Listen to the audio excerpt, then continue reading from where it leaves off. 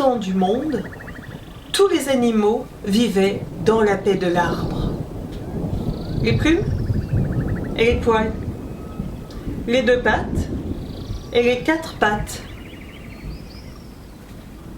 Mais ce matin-là, corbeau et coyote se sont disputés. Et leur dispute a été si violente qu'elle a explosé en quelques instants en guerre totale. Plus personne ne savait pourquoi ils se battaient, mais tout le monde se battait.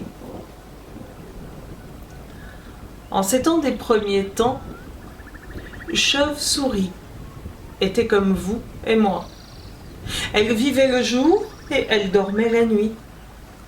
Elle marchait la tête vers le ciel et les pattes vers la terre. Ce matin-là, elle s'était installée sur une branche basse et elle observait tout ce petit monde en train de se battre.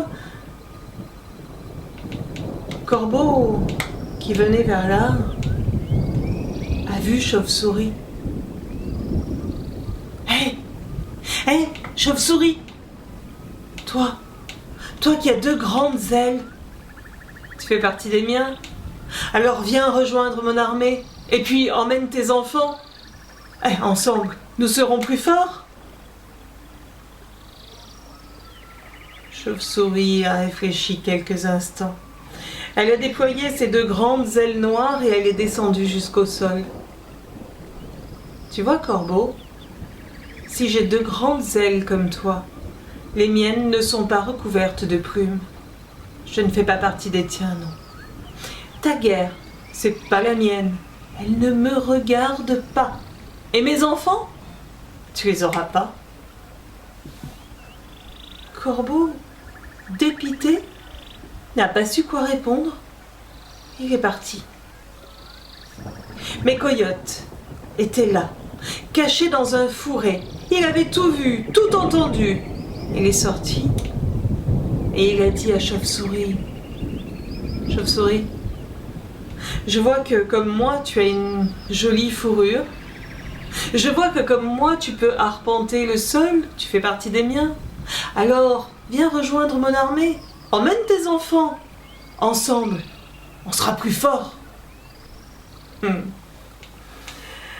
Alors Chauve-souris a redéployé ses deux magnifiques ailes noires et elle est remontée sur sa branche basse. Tu vois, Coyote, si comme toi, j'ai un joli pelage, à la différence de toi, moi j'ai deux grandes ailes qui me permettent de prendre un peu de hauteur. Alors non, je ne suis pas comme toi. Ta guerre, c'est pas la mienne. Elle ne me regarde pas. Et mes enfants, tu les auras pas. Coyote n'a pas su quoi répondre. Et tout penaud, il est reparti. Chauve-souris, elle a réfléchi encore un peu. Et elle s'est dit que pour ne plus jamais avoir ce genre de problème, il faudrait qu'elle ne ressemble à aucun autre animal. C'est ce jour-là qu'elle a décidé de vivre accrochée par les pattes, avec la tête en bas. C'est ce jour-là qu'elle a décidé que la nuit la protégerait des autres. Elle a commencé à vivre la nuit, à dormir le jour. C'est ce matin-là que Chauve-souris a sauvé sa vie et a protégé ses enfants.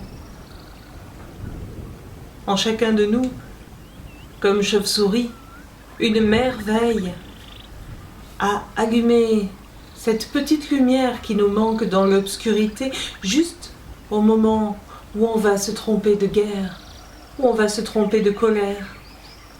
En chacun de nous, une mère veille.